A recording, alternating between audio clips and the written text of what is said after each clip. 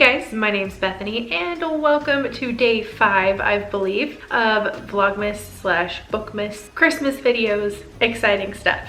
Today we're going to be taking a look at my favorite Christmas movies of all time. There are 16 of them. We'll be starting from lowest to highest. So let's check them out. Number 16 on the list is Meet Me in St. Louis from 1944. And this movie is about the Smith family. They live in 1904 in St. Louis and they are looking forward to the St. Louis World Fair. And that includes Esther Smith. She is the 17-year-old daughter, the protagonist of the movie. And then they suddenly find out that the father is getting a new job in New York and they're going to have to leave and move to New York before the fair. You might not think this is a Christmas movie. And yes, it technically does take place over an entire year. However, the scene around Christmas where Judy Garland is singing "Have Yourself a Merry Christmas" is probably the most iconic Christmas song of all time, especially in a movie. And I'm sorry, if people can say that Die Hard is a Christmas movie, this can be a Christmas movie. Plus, I just really love Judy Garland and 40s musicals. At number 15, we have the 2004 The Polar Express. The movie takes place on Christmas Eve when the Polar Express, a Christmas train, comes and picks up children to take them to the North Pole to meet Santa Claus. And yeah, I get it. I know this movie's kind of creepy, like the animation is a little too lifelike, a little too realistic, and a lot of people are really creeped out by the animation and the characters. However, I've been watching this movie since I was, let's see, how old would I have been in 2004? I don't know, 12? I've been watching this movie since I was 12, and maybe there's that childhood nostalgia there, but I just really like it. And it's one of those, maybe I just am thinking of the childhood memories, but I still like it. Number 14 is 2006's The Holiday, and it features two female leads who are tired of their life, they're tired of the guys they've had to deal with, and decide to switch houses with one another in different countries. They are just switching for the Christmas period, and they meet two local guys and inevitably fall in love with those two men. And I know, I've said it multiple times on the channel, I'm not a romance fan. However, there's something about this kind of cringy, yet wonderful holiday love story that I just can't help but love. And I mean, look at the cast. Kate Winslet, Cameron Diaz, Jude Law, Jack Black.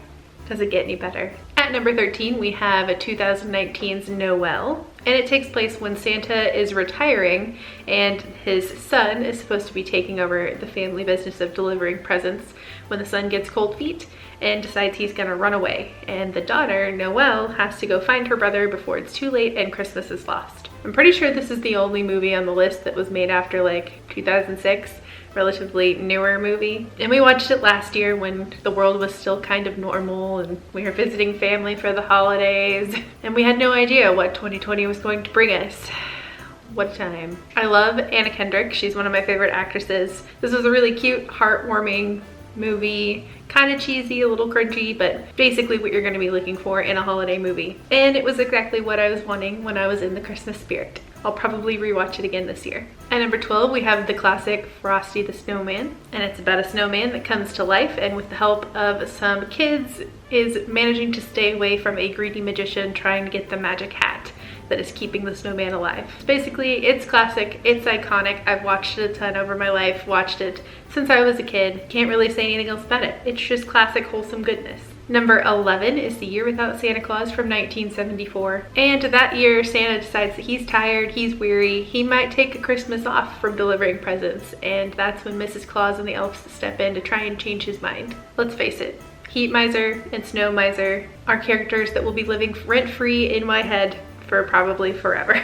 The songs are iconic, the story is 100% Santa getting tired. Come on, how good is that? And it is definitely one of my favorite older cartoons. Probably my favorite out of that like 60s, 70s bunch of cartoons that we end up watching on TV all throughout December. Number 10 is Miracle on 34th Street, and I like both the 1947 version and the 1994 version. They're both about a nice old man who claims to be Santa Claus, and people think he is insane, put him in an institution, and a little girl and a lawyer are set to make the world believe that it's actually Santa Claus. I like both of these versions about equally. The older has that like classic, really charming, old-timey feel, and I grew up watching Turner Classic Movie Channel, so I'm definitely into that older version, but something about the 1994 has a little bit of spunk to it. And it might just be that it has Mara Wilson, who's the actress who was in Matilda, And Natalie in Mrs. Doubtfire, she is one of those like classic 90s actresses that just about every 90s kid is probably going to love. Number 9 is 1996's Jingle All the Way. And it features a father who was supposed to get his son a Turbo Man action figure,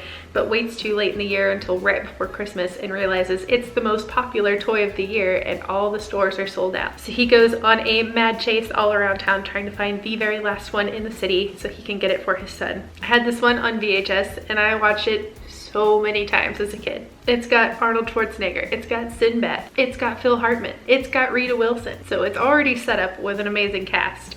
And it is, yes, cheesy, yes, it's a little too much, but I still love it. And it's one of those Christmas movies that I loved as a kid, and I definitely need to rewatch it as an adult. It's been a few years. Number 8 is 1983's A Christmas Story, and yes, this is the most classic Christmas movie of all time. If you've been living under a rock, you may not know that it is set in the 1940s. It's about a little boy named Ralphie, and he's attempting to convince his teachers, Santa, and his parents, most importantly, that a Red Ryder BB gun is the perfect Christmas gift for him that year. It's one of those that has its own marathon on TV for Christmas, around Christmas time, especially on Christmas Day. So if you haven't heard of this movie, I would be very, very much surprised. And I actually didn't realize that it was filmed in the 1980s. It's got that really good classic feel to it, and I had no idea that it was actually shot that late. So they fooled me. Number 7 is How the Grinch Stole Christmas, and this is both the original 1966 version and the 2000 version. And they are both about a green hermit who lives away from the population of Whoville and who is going to attempt to stop Christmas for all those Whos who live down there in Whoville. So once again, we have two versions that are pretty much equally amazing on their own, just for different reasons. The 2000 version is, of course, the one with Jim Carrey, so it's funnier. It's got kind of like a more interesting backstory. It's longer, of course, so they have more time to do that. I have not seen the newest animated version that is just called Grinch, I think, so I need to watch that. But these two are interchangeable for me for how often I watch them around Christmas, but I think I could probably quote the entirety of the 2000s version. Hate, hate, hate, double hate, loathe entirely. I'm not going. Number 6 is the 1946 It's a Wonderful Life, and it is about an angel that is sent from heaven to help a frustrated businessman learn what things would be like, or what life would be like, if he never existed. This is basically like the true classic Christmas movie. It is what embodies Christmas for me. It's got James Stewart, it's got Donna Reed. Does anyone remember that Gilmore Girls episode where it's basically all just focused on Donna Reed and Rory dresses up in like the 40s outfit? Is that just me?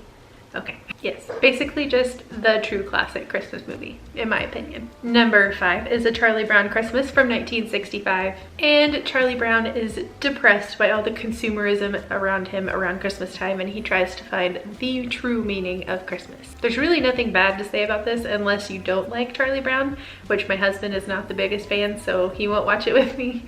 But it's only 25 minutes long, so it's super quick. It's a classic. It's got the really classic Christmas music that my friend in high school used to play from like November 1st until after Christmas in her car whenever we were going to lunch together. And it's a must watch for me every single Christmas, and I definitely watch the Great Pumpkin, Charlie Brown, around Halloween too. So both of those are a must watch around holidays. Number 4 is 2003's Elf. Elf is about Buddy the Elf. He was an orphan as a child, brought to the North Pole when he accidentally snuck into Santa's bag around Christmas.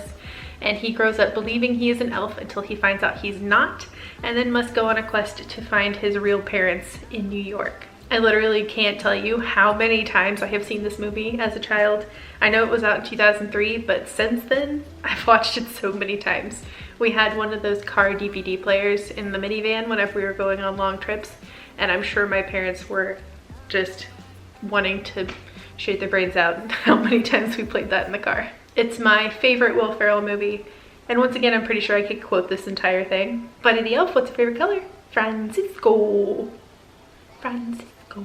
Number 3 is Home Alone, both 1 and 2, from 1990 and 1992. The first features an 8-year-old boy named Kevin. He is accidentally left alone when his family goes on a vacation for Christmas, and now he has to protect the house from some very naughty robbers trying to break in. The second one finds Kevin on the wrong plane when his family is going to Florida. He ends up in New York, and now he is all alone in New York and finding those same robbers, but he now has to stop a toy store from being robbed. My husband and I have already watched these two this year. We watched it the day after Thanksgiving. They're classics, and I must say, they really don't make any sort of sense whatsoever. A lot of really bad things have to happen, and a lot of little kind of like small, almost stupid things have to happen for these movies to be even sort of possible. And this especially would not happen nowadays. It had to have been the 90s these things happened, because there's no circumstance that parents leaves the kid at home alone and the police just are like, oh, we knocked on the door and we couldn't find him. That would not happen. Number 2 is the 1994 The Santa Claus. This is where a man accidentally makes Santa fall off of his roof and die. So now the man must take up Santa's job and become Santa himself. I love the first one of these movies so much, but I actually really like the other two as well. So this is basically about the trio. Definitely my favorite things that Tim Allen has ever done. And it's one of those quintessential like 90s movies. I think it's one of the best things to come out of the 90s in my opinion. Once again, some of this wouldn't be plausible. It definitely would have had to have taken place in the 90s. Like the sun couldn't just like magically appear and disappear. And be taken off by his now what probably the mom feels like is crazy dad, and everyone would just be fine about it. And lastly, at number 1, we have National Lampoon's Christmas Vacation from 1989. This is where the famous Griswold family has huge big family plans for Christmas with a whole bunch of their extended family showing up, and everything goes wrong. If I don't watch this movie around Christmas time, it's not Christmas for me. Like, this movie is Christmas and I have to watch it. It's a must. And also, Chevy Chase and Beverly D'Angelo. They're honestly like probably my favorite movie couple. Are they like perfect for each other? No. Do they stay together and make funny antics anyways? Yes. And I know that I've said this multiple times now, but I could 100% quote this entire movie. I want like half of it on a t-shirt. Like there's so many good just quotable lines. But yeah. That's my favorite movie. Judge me, I don't care. And those are my 16 favorite Christmas movies of all time, or at least for right now.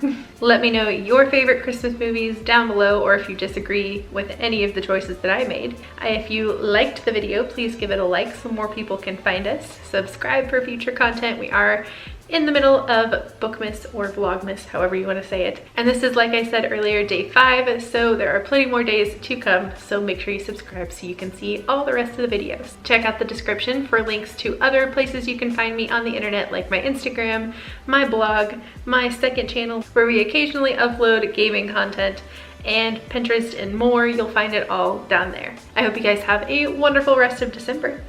Bye!